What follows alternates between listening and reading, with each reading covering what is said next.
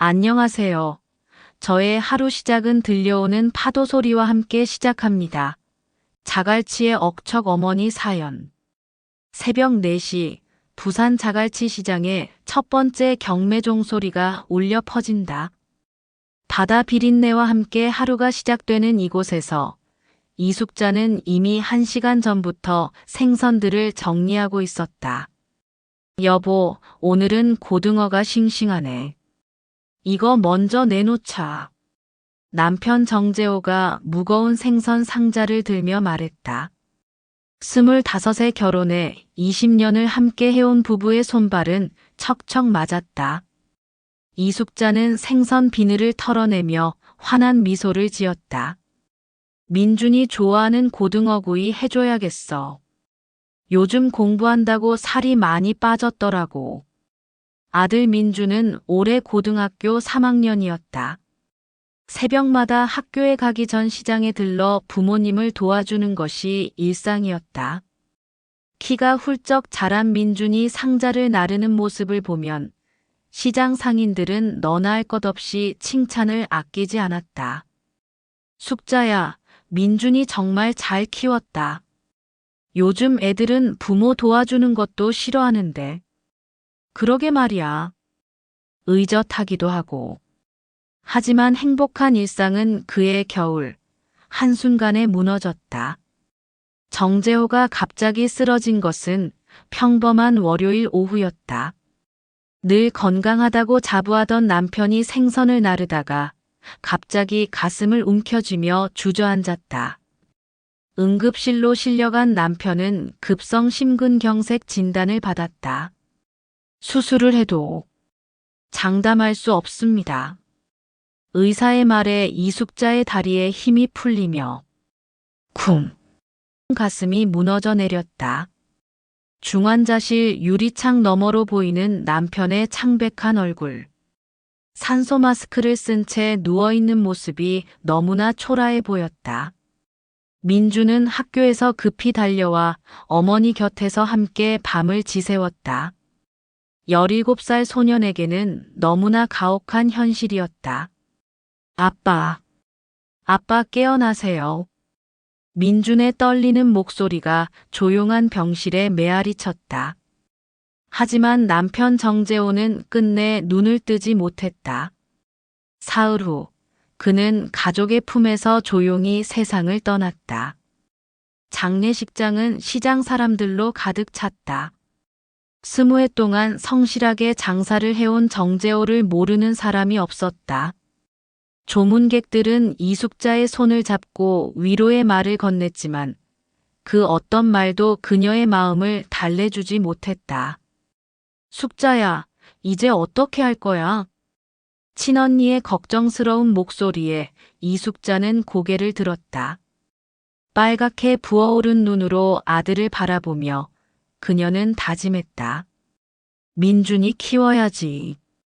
이의 아버지가 못다 한몫까지 해야지. 또한 아버지를 잃은 아들. 민준은 아버지의 죽음 앞에서 큰 결심을 한다. 영안실에서 아버지를 마지막으로 배웅하며 그는 어머니의 손을 꼭 잡으며 다짐을 한다. 엄마, 나 의사 될래. 아빠 같은 사람들 살리고 싶어. 이숙자는 아들의 말에 가슴이 미어졌다. 의대라니. 어디서 그런 돈을 마련할지 막막했지만 아들의 굳은 의지를 꺾을 수는 없었다. 그래, 민준아. 엄마가 뭐든지 해줄게. 그날 밤 이숙자는 혼자 시장 가게 앞에 앉아 바다를 바라보았다. 파도 소리가 남편을 부르는 것 같아 눈물이 멈추지 않았다.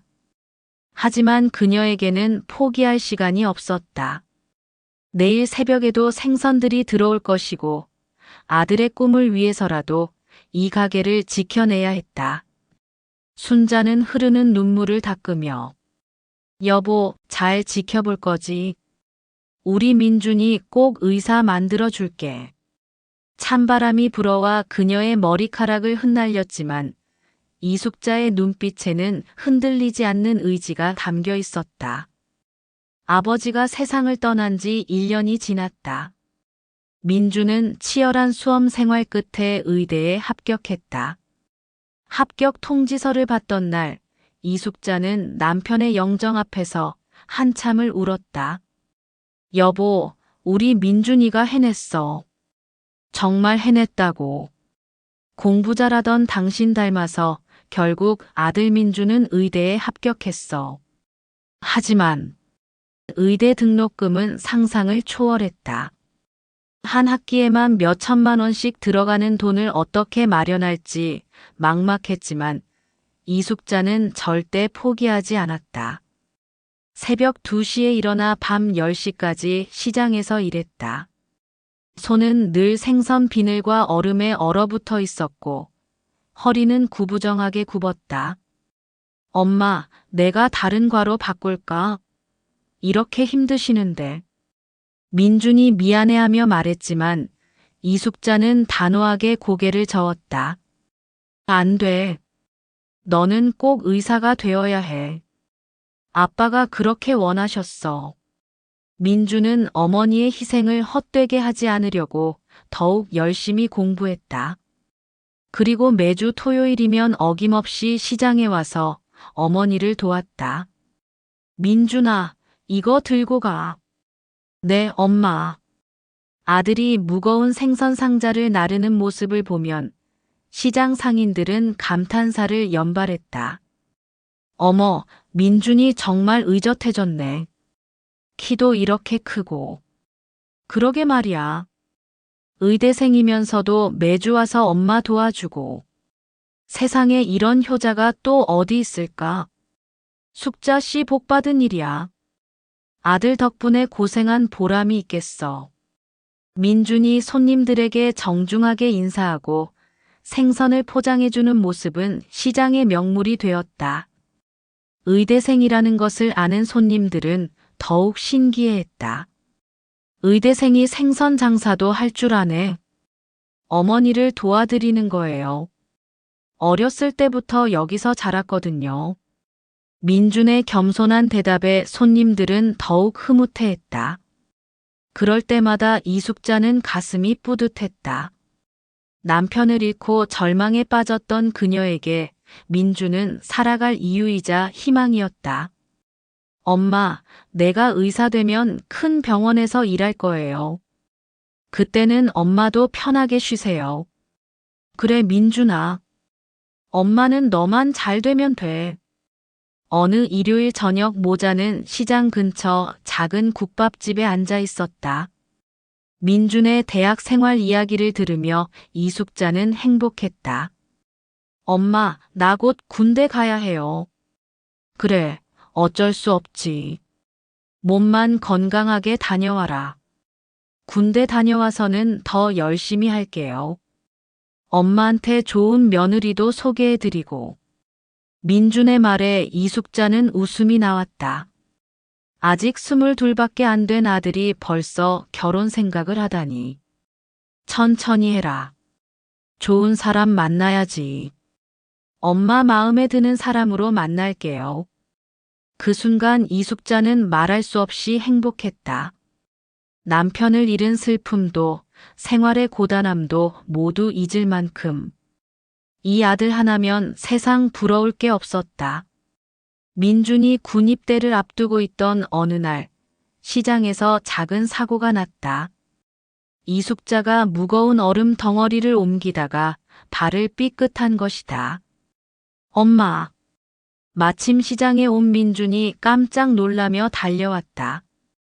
그는 어머니를 부축하며 근처 병원으로 데려갔다. 다행히 큰 부상은 아니었지만 민준은 하루 종일 어머니 곁을 지켰다. 괜찮아, 민준아. 이런 일은 자주 있어. 엄마, 너무 무리하지 마세요. 내가 군대에 없는 동안 몸 상하면 어떡해요. 민준의 걱정스러운 눈빛에 이숙자는 가슴이 따뜻해졌다. 세상 어느 아들이 이렇게 어머니를 생각해 줄까. 우리 민준이가 있어서 엄마는 정말 든든해. 아빠도 하늘에서 흐뭇해 하실 거야. 그날 저녁 민주는 어머니의 발에 파스를 붙여주며 말했다. 엄마 사랑해요. 정말 고마워요. 엄마도 사랑한다, 민준아. 이숙자는 아들의 머리를 쓰다듬었다. 거친 손이지만 그 안에는 세상 어떤 것보다 따뜻한 사랑이 담겨 있었다. 그때만 해도 그녀는 몰랐다. 이 행복이 얼마나 소중하고 또 얼마나 연약한 것인지를. 민준이 군 복무를 마치고 돌아온 것은 벚꽃이 흐트러지게 피던 4월이었다. 2년 동안 혼자 시장을 지켜온 이숙자는 아들을 보자마자 울음을 터뜨렸다. 우리 민준이 많이 늠름해졌네. 엄마 고생 많으셨어요.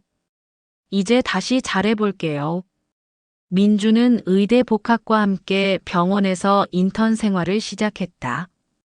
그리고 그곳에서 운명적인 만남이 있었다. 간호사 윤효주였다. 효주는 서울 강남 출신의 세련된 여성이었다.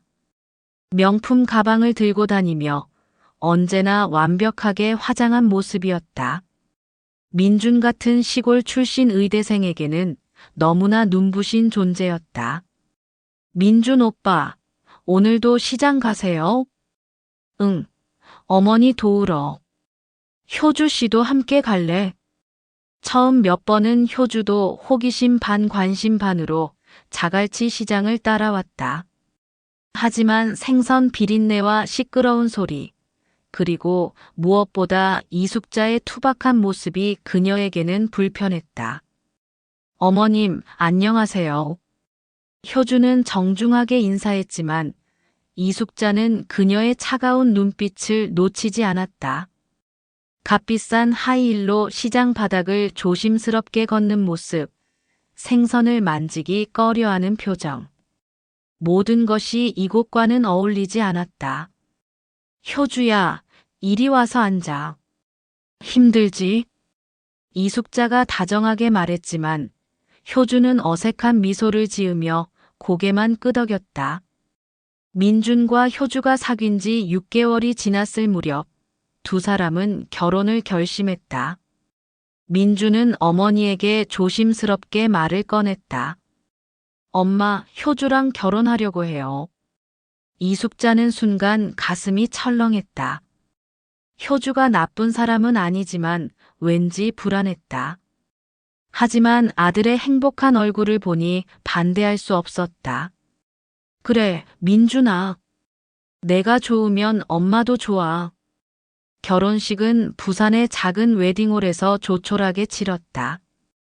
이숙자는 평생 모아온 돈을 모두 털어 아들의 결혼식을 준비했다. 시장 상인들도 너나 할 것 없이 축하해 주었다. 하지만 신혼여행에서 돌아온 후부터 며느리 효주의 변화가 시작되었다. 여보, 우리 이제 독립해야 하지 않을까? 효주가 민준에게 말했다. 신혼집은 이숙자가 사준 아파트였는데 시장에서 도보 10분 거리였다. 독립이라니. 엄마 혼자 두고 갈 수는 없어. 당신 엄마한테 너무 얽매인 것 같아. 우리 인생은 우리가 만들어가야 하는 거 아닌가? 효주의 말에 민주는 당황했다. 어머니는 자신의 전부였는데 아내가 이런 말을 할 줄 몰랐었다. 효주야, 엄마가 나를 키우려고 얼마나 고생하셨는지 알아. 아버지 돌아가신 후로 혼자서. 알아요. 그런데 이제는 당신도 의사가 된 거 아니에요? 언제까지 엄마 품에서 살 거예요? 효주의 차가운 말투에 민주는 할 말을 잃었다. 그 후로 효주는 점점 노골적으로 시어머니를 멀리했다. 민준이 시장에 가려 하면 온갖 핑계를 댔다. 여보, 오늘 우리 친구들 만나기로 했잖아. 효주야, 어머니 혼자 힘드실 텐데. 한 번쯤은 괜찮을 거예요. 어머님도 이해하실 거예요. 민주는 갈등했다. 아내도 사랑하고 어머니도 소중했다. 하지만 효주의 압박은 점점 거세어졌다. 당신 정말로 나랑 결혼한 게 맞아요? 항상 엄마. 신혼인데 이게 뭐예요? 결국 민주는 시장에 가는 횟수를 줄이기 시작했다. 매주 토요일이던 것이 격주로, 그리고 한 달에 한 번으로 줄어들었다. 이숙자는 아들의 변화를 눈치채고 있었다. 하지만 아무 말도 하지 않았다. 새 가정을 꾸린 아들에게 부담을 주고 싶지 않았기 때문이었다. 민준이 요즘 바쁘나 보네. 시장 사람들이 물어볼 때마다 이숙자는 억지로 웃으며 대답했다. 그럼요, 의사가 됐는데 바쁘죠. 하지만 속으로는 서서히 무너져가고 있었다. 평생 함께해온 아들이 멀어지는 것 같아 밤마다 눈물을 흘렸다. 어느 날 효주가 시장에 혼자 찾아왔다. 이숙자는 반가워했지만 효주의 표정은 심각했다. 어머님, 죄송하지만 할 말이 있어요. 그래, 효주야. 무슨 일이니? 민준이가 너무 어머님한테만 의존하는 것 같아요. 이제는 독립해야 할 때가 아닐까요? 효주의 직설적인 말에 이숙자는 충격을 받았다. 내가 민준이한테 짐이 된다는 말이니? 그런 뜻이 아니라 민준이를 위해서도 좋을 것 같아서요. 어머님도 너무 의존하시면 더 이상 들을 수 없었다. 이숙자는 손을 들어 말을 막았다. 알겠다. 이 늙은이가 철이 없었네. 그날 밤 이숙자는 혼자 앉아 바다를 바라봤다. 파도 소리가 유독 쓸쓸하게 들렸다. 아들을 잃어가는 것 같은 두려움이 밀려왔다. 결혼 1년이 지나면서 민준의 변화는 더욱 뚜렷해졌다. 예전처럼 다정하게 엄마라고 부르던 목소리도 어딘가 어색해졌다. 전화 통화도 줄어들었고 시장에는 아예 얼굴을 보이지 않았다. 이숙자는 외로웠지만 참았다. 아들이 행복하다면 그것으로 좋겠다. 하지만 효주는 더 나아갔다. 여보, 우리 이사 갈까? 이사? 왜 갑자기? 여기는 너무 시끄럽고 냄새도 나잖아. 강남으로 가면 당신 병원 생활에도 도움이 될 거야. 민주는 망설였다. 어머니를 두고 멀리 갈 수는 없었다. 엄마 혼자 두고 갈 수는 없어. 당신 엄마가 몇 살인데? 혼자서도 충분히 사실 수 있잖아요. 아니면 요양원 같은 데 모셔드리는 건 어때? 요양원이라니. 효주야, 말이 너무 심한 것 같아.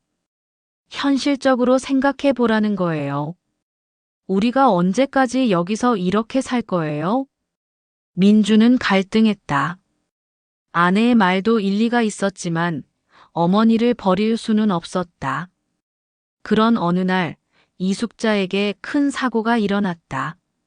새벽에 무거운 생선 상자를 나르다가 미끄러져 넘어진 것이다. 순간 어깨에 극심한 통증이 느껴졌다. 아이고. 근처 상인들이 달려와 이숙자를 부축했다. 숙자 씨, 괜찮아요? 병원 가야겠어요. 이숙자는 떨리는 손으로 민준에게 전화를 걸었다. 하지만 받은 것은 효주였다. 여보세요? 효주야, 민준이 좀 바꿔줄래? 내가 다쳐서. 아, 어머님. 민준이는 지금 수술 중이에요. 무슨 일이세요? 시장에서 넘어져서 어깨가 아픈데 병원에 가야 할 것 같아서. 전화기 너머로 효주의 한숨 소리가 들렸다. 어머님, 지금 민준 씨는 정말 바빠요. 택시 타고 가세요. 우리 병원 말고 가까운 정형외과로 가시는 게 좋을 것 같아요. 그래. 알겠다. 이숙자는 전화를 끊고 망연자실했다. 가장 아플 때 아들에게 의지하고 싶었는데 며느리가 막아선 것이다. 결국 혼자 택시를 타고 병원에 갔다. 어깨 인대가 늘어난 상태였다.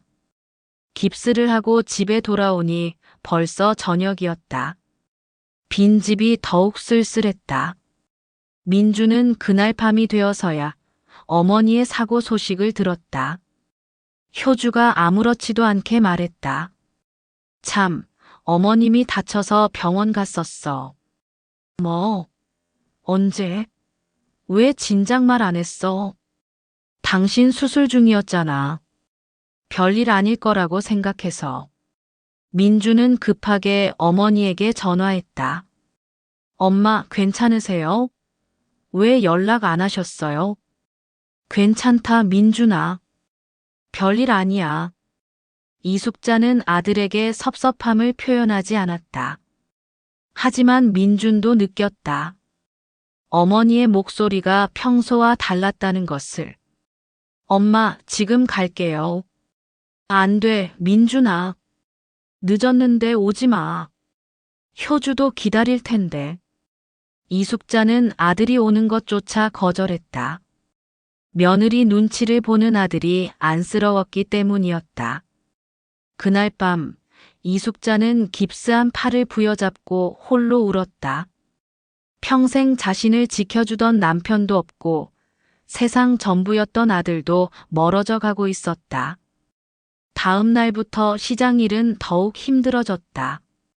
한쪽 팔을 쓸 수 없으니 모든 일이 2배로 힘들었다. 숙자 씨, 민준이는 뭐해? 엄마가 이런데도 안 와. 다른 상인들의 걱정 어린 목소리가 이숙자의 마음을 더욱 아프게 했다. 바쁘니까. 의사가 됐는데 바쁘지. 억지로 변명하는 자신이 초라했다. 일주일 후 민준이 늦은 밤에 시장에 찾아왔다. 이숙자는 반가워했지만 민준의 표정은 어두웠다. 엄마, 정말 괜찮으세요? 응, 괜찮아. 다 나았어. 하지만 깁스한 팔을 보니 민준의 마음이 아팠다. 어머니가 혼자 얼마나 힘들었을지 상상이 됐다. 엄마, 미안해요. 내가 더 자주 올게요. 아니야, 민준아. 너는 내일만 열심히 해. 엄마는 괜찮으니까. 이숙자는 아들을 위로했지만 내심으로는 간절했다. 아들이 예전처럼 자주 와주기를, 자신을 잊지 않기를 바랬다. 하지만 민준이 집에 돌아가자마자 효주가 기다리고 있었다. 당신 또 어머님한테 갔어요? 엄마가 다치셨잖아. 한 번 가면 또 가게 되고 또 가면 습관이 되는 거예요. 어머님도 당신한테 너무 의존하시는 것 같아요. 효주의 차가운 말에 민주는 또다시 갈등했다. 어머니와 아내 사이에서 어떻게 해야 할지 모르겠다. 효주야, 엄마는 나 하나밖에 없어. 나도 당신 하나밖에 없어요. 그런데 당신은 항상 어머님만 생각해요. 결국 민주는 어머니에게 가는 횟수를 더욱 줄일 수밖에 없었다. 이숙자는 그런 아들의 변화를 지켜보며 조용히 눈물을 삼켰다. 파도 소리만이 그녀의 외로움을 달래주는 유일한 친구가 되어가고 있었다. 결혼 2년이 지나면서 효주의 본성은 더욱 노골적으로 드러났다. 이제는 민준 앞에서도 시어머니에 대한 불만을 서슴없이 표현했다. 여보, 정말 언제까지 이럴 거예요? 당신 나이가 벌써 30인데 아직도 엄마한테 매달려요? 민주는 갈수록 효주의 압박에 지쳐갔다. 병원 일도 바쁘고 집에서는 아내가 계속 불만을 토로하니 정신적으로 여유가 없었었다. 효주야, 엄마가 혼자 계신데. 그게 우리 책임인가요? 어머님도 이제 60이 넘으셨는데 혼자 사는 것도 못하세요? 솔직히 말해서 너무 의존적이에요. 효주의 날카로운 말들이 민준의 마음에 서서히 스며들었다. 정말로 자신이 어머니한테 너무 얽매여 있는 건 아닐까. 다른 친구들은 결혼 후 부모와 적당한 거리를 두고 사는데 자신만 유독 어머니를 챙기는 게 이상한 건 아닐까. 당신, 우리도 이제 아이 생각해야 하는데. 어떡해요? 어머님 뒷바라지하느라 우리 미래는 언제 준비할 거예요? 효주가 임신 이야기를 꺼내자 민주는 더욱 혼란스러웠다. 아내 말이 맞는 것 같기도 했다. 한편 이숙자는 아들의 변화를 절감하고 있었다. 이제 민주는 한 달에 한 번도 오지 않았다. 전화도 일주일에 한 번, 그마저도 형식적이었다. 엄마 잘 지내세요? 응, 잘 지내고 있어. 너는 몸 좀 어때? 네, 저도 괜찮아요. 바빠서 자주 못 가는데. 괜찮다, 민준아. 바쁜데 뭘. 항상 이런 식이었다. 서로 안부만 묻고 더 이상 말이 없고. 예전처럼 다정한 대화는 사라진 지 오래였다. 시장 사람들도 이제는 조심스럽게 물었다. 숙자 씨, 민준이 어떻게 지내? 잘 지내지 뭘. 바쁘니까. 이숙자는 매번 같은 대답을 했지만 속으로는 서서히 무너져가고 있었다. 그해 겨울, 부산에 유독 매서운 찬바람이 불었다. 이숙자는 감기에 걸려 며칠째 몸살을 앓고 있었다. 혼자서는 시장 일을 할 수 없을 정도로 몸이 안 좋았다. 민준아, 엄마가 좀 아픈데. 용기를 내어 아들에게 전화를 걸었지만 역시 받은 것은 효주였다. 어머님, 무슨 일이세요? 효주야, 내가 감기가 심해서 몸이 너무 아픈데 민준이가. 어머님, 지금 민준 씨는 중요한 수술 중이에요. 그리고 요즘 병원에 응급 환자가 너무 많아서 집에도 못 들어와요. 감기는 푹 쉬시면 나을 거예요. 그래. 알겠다. 이숙자는 전화를 끊고 허탈했다. 감기가 심해서 거의 일주일을 못 일어났는데 아들은 바쁘다는 핑계로 얼굴도 보여주지 않았다. 며칠 후 이웃 상인 아주머니가 걱정되어 찾아왔다. 숙자야, 괜찮아. 며칠째 가게 문 안 열어서. 아이고, 미안해. 감기가 너무 심해서. 어머, 얼굴이 왜 이래? 민준이는 뭐해? 바쁘다더라고. 아주머니는 한숨을 쉬었다. 참, 장가 가면 달라진다더니. 예전 민준이하고는 완전히 다른 사람 같아. 그 말이 이숙자의 가슴을 찔렀다. 정말 민준이는 달라져 있었다. 봄이 되어서도 민준은 한 번도 시장에 나타나지 않았다. 이숙자는 이제 완전히 혼자였다.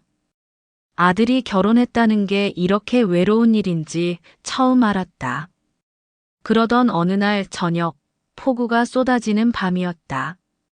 이숙자는 새벽 준비를 위해 늦게까지 일하다가 갑자기 가슴이 답답해졌다. 숨이 가빠오고 어지러웠다. 아이고. 바닥에 주저앉으며 가슴을 움켜쥐었다. 고혈압 때문에 가끔 이런 증상이 있었지만 오늘은 유독 심했다.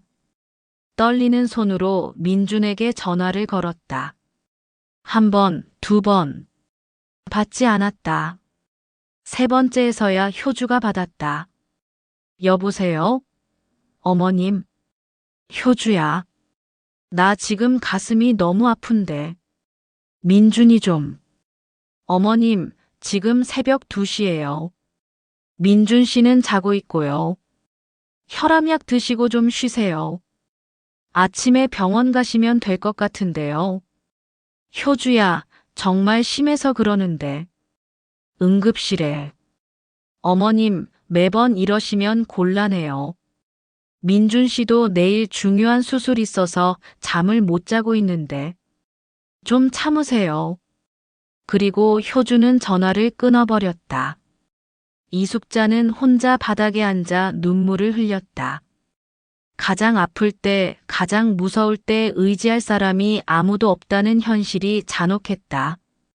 다행히 그날은 큰일 없이 지나갔지만 이숙자의 마음에는 깊은 상처가 남았다. 며칠 후 민준이 늦은 밤에 갑자기 찾아왔다. 술에 취한 채였다. 엄마, 민준아, 왜 이렇게 늦게? 엄마, 미안해요. 정말 미안해요. 민주는 어머니 앞에 무릎을 꿇고 울기 시작했다. 그날 밤 효주로부터 어머니가 아프셨다는 이야기를 뒤늦게 들었던 것이다. 괜찮다, 민준아. 엄마는 괜찮아. 아니에요. 엄마가 그렇게 아프셨는데 제가 아무것도 못했어요. 나는 정말 나쁜 아들이에요. 이숙자는 아들의 머리를 쓰다듬었다. 이런 민준이 그리웠다. 예전처럼 자신을 걱정해주는 아들이. 민준아, 엄마가 너를 힘들게 하고 있는 거니? 효주가 그런 말을 했구나. 아니에요, 엄마. 그런 게 아니라. 괜찮다. 엄마가 이해해. 이제 너도 가정이 있으니까. 이숙자는 아들을 달래며 집으로 돌려보냈다. 하지만 그 후로도 상황은 나아지지 않았다. 오히려 효주는 더욱 노골적으로 민준을 압박했다. 당신 또 어머님한테 다녀왔어요? 술 마시고. 엄마가 아프셨다잖아. 어머님은 맨날 아프세요. 그때마다 당신이 달려갈 거예요? 우리가 언제 제대로 된 부부 생활을 할 건데요? 효주야. 당신, 나하고 어머님 중에 누가 더 중요해요? 솔직히 말해봐요. 민주는 대답할 수 없었다. 어머니도 소중하고 아내도 소중했다. 하지만 효주는 선택을 강요했다. 당신이 정말로 나를 사랑한다면 어머님과 거리를 두세요. 우리끼리만 행복하게 살면 되잖아요. 결국 민주는 효주의 말에 굴복했다. 어머니보다는 아내와의 미래가 더 중요하다고 생각하게 된 것이다. 그 후 민주는 어머니와의 연락을 거의 끊었다. 전화도 한 달에 한 번, 그마저도 형식적으로만. 엄마 잘 지내세요? 응. 저는 바빠서 자주 못 갈 것 같아요. 그래. 알겠다. 이숙자는 아들의 변한 목소리를 들으며 모든 걸 포기했다. 이제 정말로 혼자였다.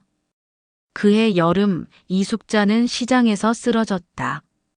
너무 더워서 탈수 증상이 온 것이었다. 119에 실려 응급실에 갔지만 민준에게는 연락하지 않았다.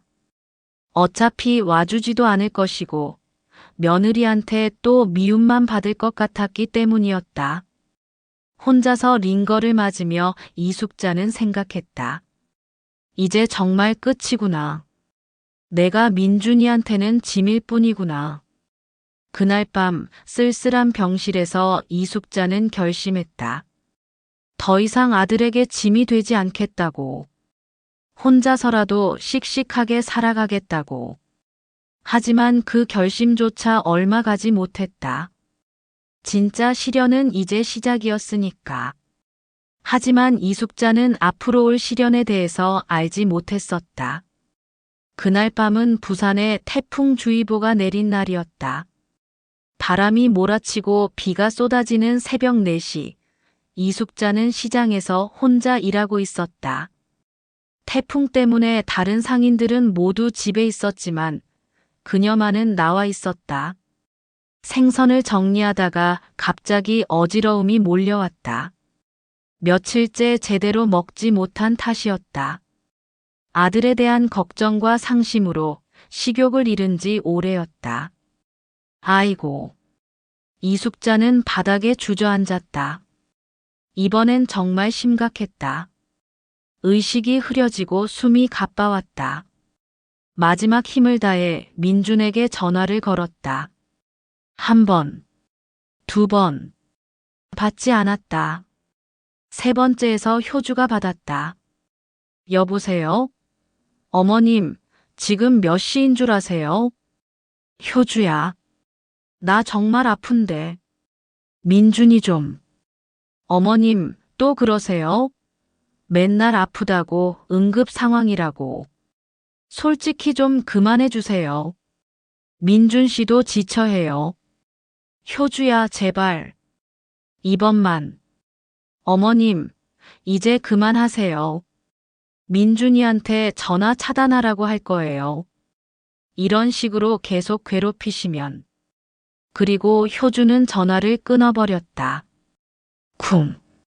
이숙자는 휴대폰을 떨어뜨리고 그 자리에 쓰러지고 위급한 상황이 된 것이다.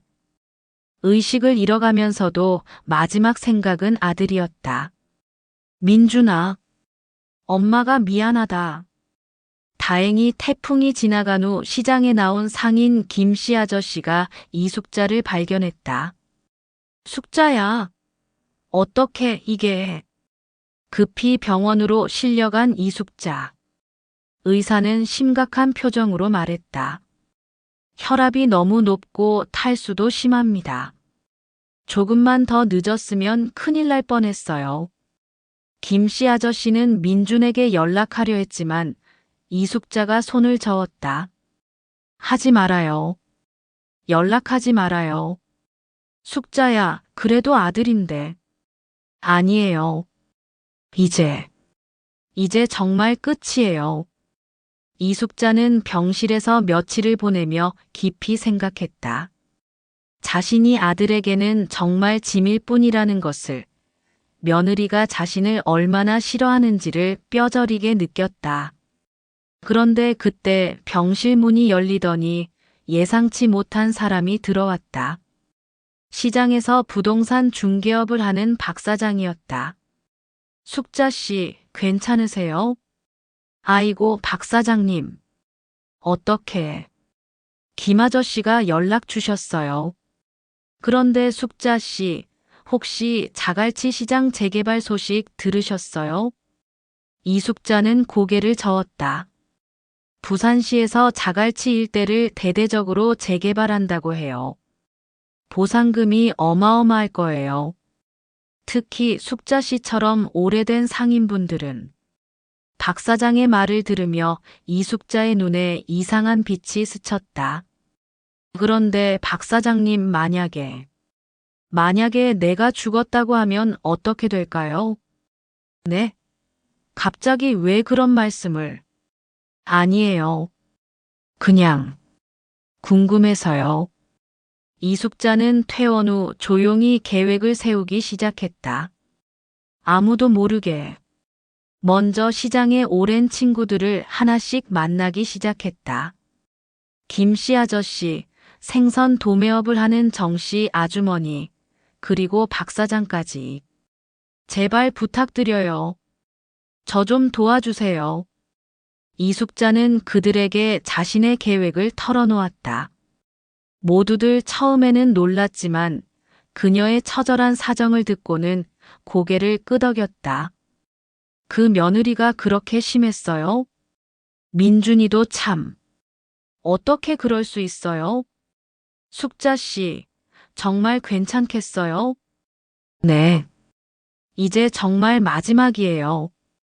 이숙자는 평생 모아둔 돈을 정리했다.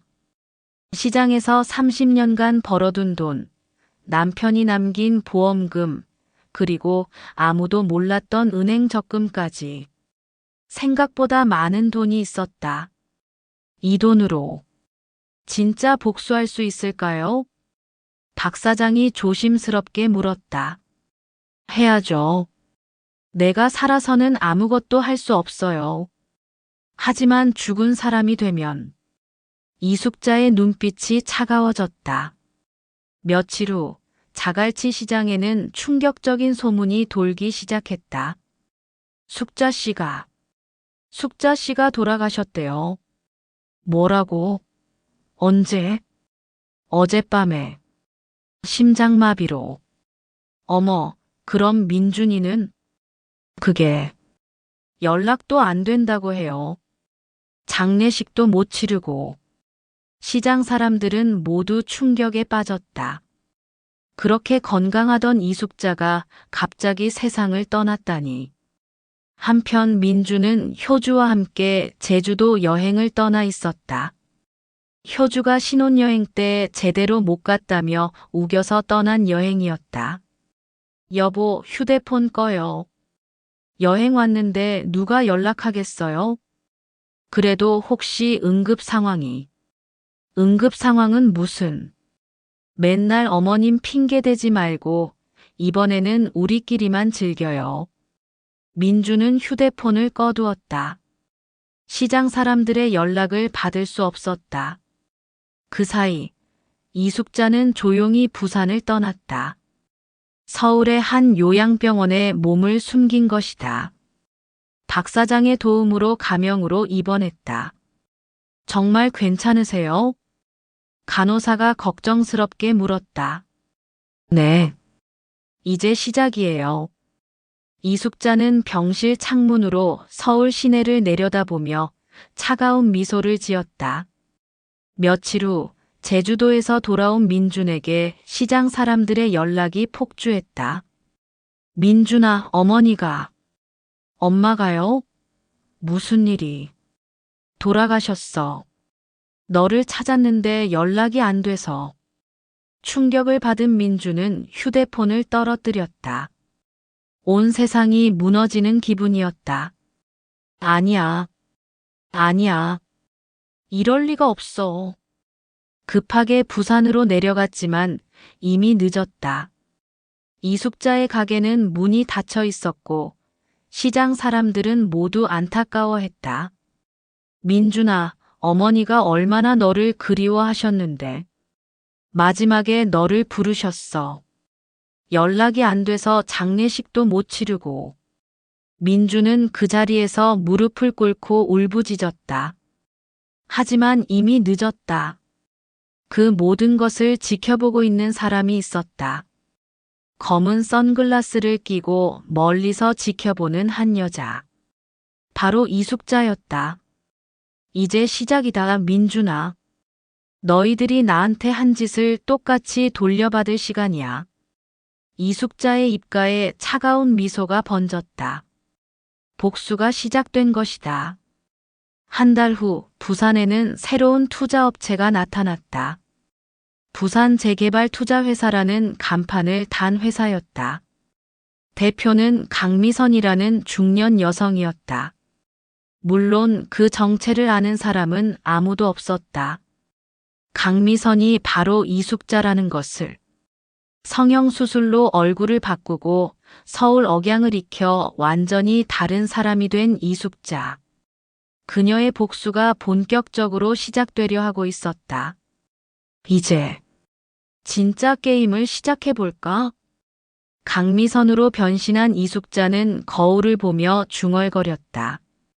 거울 속의 그녀는 더 이상 예전의 순박한 어머니가 아니었다. 차가운 복수심으로 가득 찬 전혀 다른 사람이었다. 6개월 후 부산 재개발 투자회사는 지역에서 가장 주목받는 투자처가 되어 있었다. 대표 강미선은 냉철하고 유능한 사업가로 소문났다.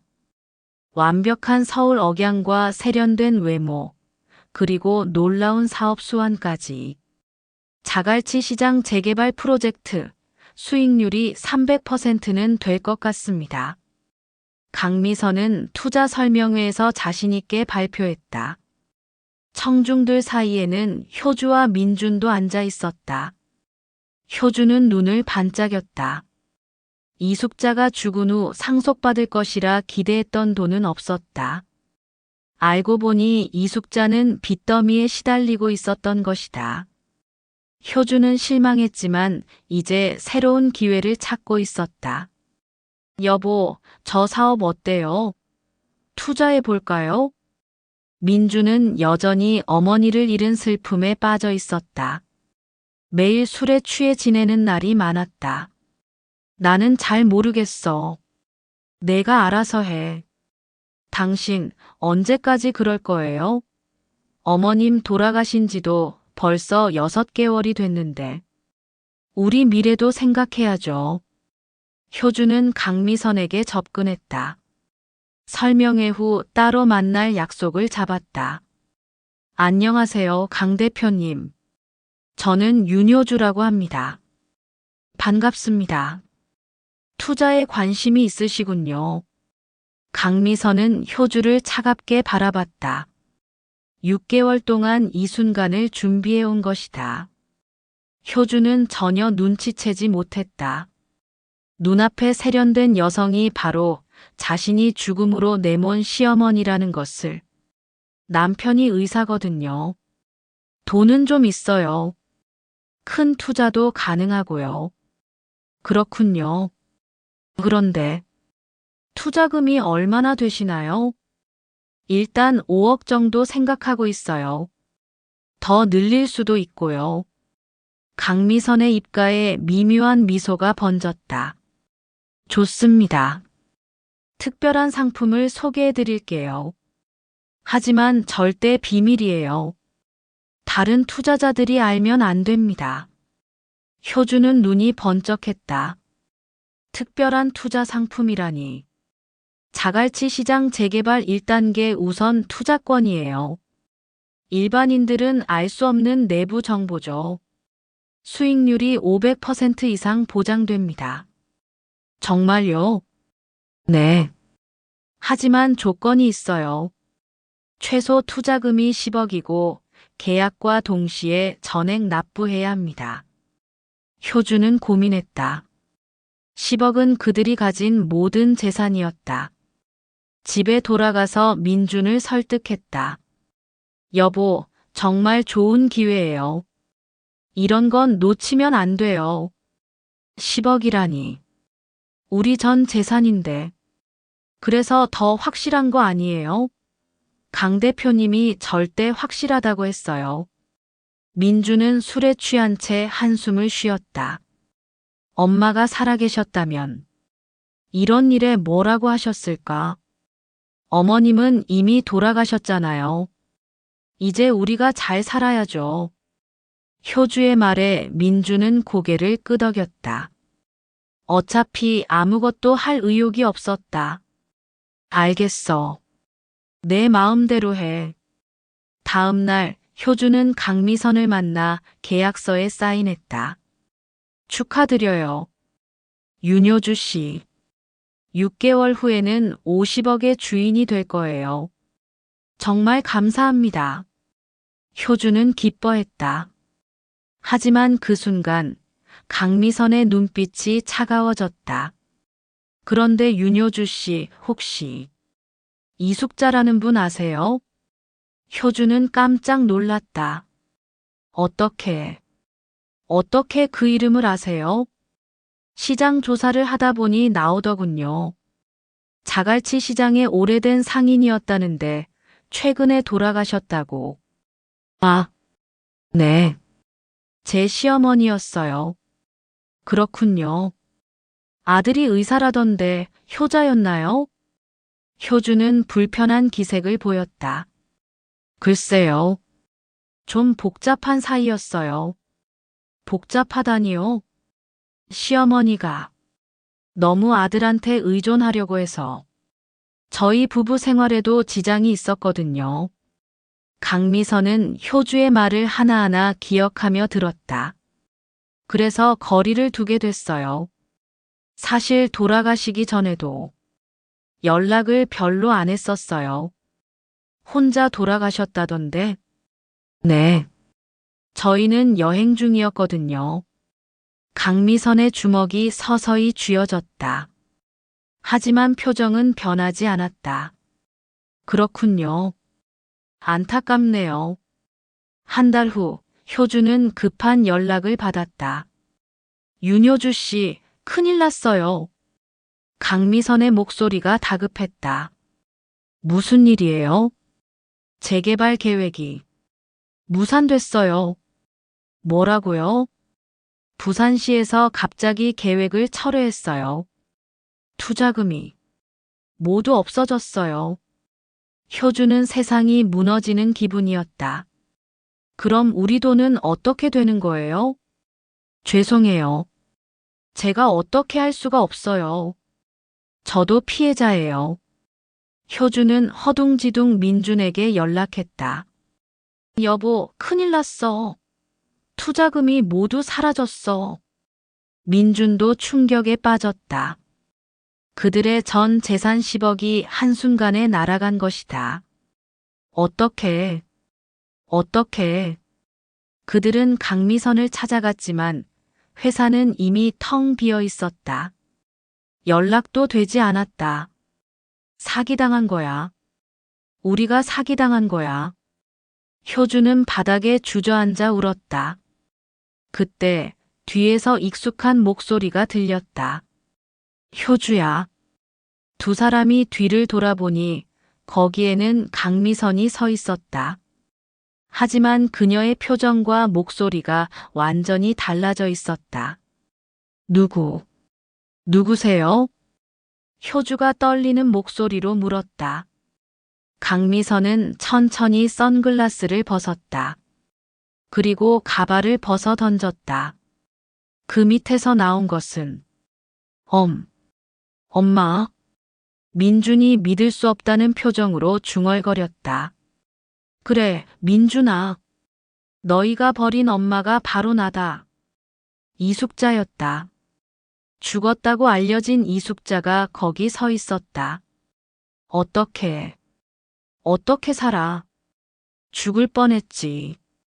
그날 밤, 태풍이 몰아치던 그날 밤에 말이야. 이숙자는 차가운 눈빛으로 두 사람을 바라봤다. 내가 죽어가면서까지 너희들에게 마지막으로 전화했을 때 뭐라고 했지? 효주는 얼굴이 새하얗게 질렸다. 그만하라고 했지. 괴롭히지 말라고 했지. 전화 차단하겠다고 했지. 어머님. 그날 밤 나는 정말 죽을 뻔했다. 혼자서. 아무도 없이. 이숙자의 목소리가 점점 차가워졌다. 하지만 살아났어. 그리고 생각했지. 이제는 내가 너희들을 똑같이 혼자 만들어줄 시간이라고. 엄마. 민준이 무릎을 꿇고 다가가려 했지만 이숙자는 손을 내저었다. 이제 엄마라고 부르지 마. 너는 이미 엄마를 버렸어. 엄마, 미안해요. 정말 미안해요. 미안. 지금 와서 미안. 이숙자는 차가운 웃음을 지었다. 너희들이 10억을 잃은 게 어때? 나는 평생을 잃었어. 내 아들을, 내 인생을 모두 잃었다고. 효주는 갑자기 달려들며 소리쳤다. 어머님이 어떻게 이럴 수 있어요? 우리를 속이다니. 너야말로 내 아들을 속여서 나를 버리게 만들었잖아. 이숙자는 효주를 차갑게 밀어냈다. 이제부터 너희들이 맛볼 차례야. 혼자 남겨지는 게 어떤 기분인지, 모든 걸 잃는 게 어떤 기분인지. 그 순간 여러 명의 남자들이 나타났다. 효주 씨, 빚 독촉 나왔습니다. 뭐요? 무슨 빚이에요? 투자 계약서에 사인하셨잖아요. 손해가 나면 개인이 배상한다고 되어 있는데요. 효주는 계약서를 다시 보았다. 작은 글씨로 쓰여진 조항들. 그녀가 놓친 함정들이었다. 20억 배상하셔야 합니다. 20억이라니. 못 갚으시면. 알죠? 민준과 효주는 완전히 무너졌다. 가진 돈은 모두 사라졌고 오히려 거대한 빚까지 짊어지게 됐다. 이숙자는 그 모습을 차갑게 바라보며 말했다. 효주야, 가족을 망가뜨린 대가야. 이제야 공평해진 것 같네. 어머님, 제발 용서해 주세요. 용서? 내가 그 어둠 속에서 혼자 죽어갈 때 너희들은 어디 있었지? 이숙자는 등을 돌렸다. 민준아, 내 엄마, 나는 널 아직 사랑한다. 하지만 너를 다시 믿을 순 없어. 민주는 바닥에 엎드려 울기 시작했다. 엄마, 엄마, 돌아와 주세요. 하지만 이숙자는 뒤돌아보지 않았다. 이제 너희들끼리 잘 살아봐. 혼자서. 며칠 후 효주는 민준을 버리고 도망쳤다. 빚을 혼자 짊어질 수는 없다며 이혼 서류를 던지고 사라져버린 것이다. 민준은 홀로 남겨졌다. 모든 것을 잃었다. 돈도, 아내도, 그리고 가장 소중했던 어머니도. 이숙자는 다시 그곳에 서 있었다. 하지만 이제는 예전의 그녀가 아니었다. 더 강해져 있었고 더 단단해져 있었다. 숙자야, 정말 괜찮겠어? 김씨 아저씨가 걱정스럽게 물었다. 괜찮아요. 이제 진짜 새로 시작하는 거예요. 바다에서 파도가 밀려왔다. 거센 파도였지만 이제 이숙자는 두렵지 않았다. 파도는 모든 것을 삼켜버리지만 또 다른 파도는 다시 밀려온다. 이번엔 두려움이 아닌 새로운 시작의 파도가 되어 멀리서 민준이 다가오고 있었다. 초라한 몰골로 눈물을 흘리며. 이숙자는 그를 보았지만 이번엔 마음이 흔들리지 않았다. 엄마, 엄마. 민준이 멀리서 부르고 있었지만 이숙자는 고개를 돌려 바다를 바라봤다. 새로운 파도가 밀려오고 있었다. 감사합니다.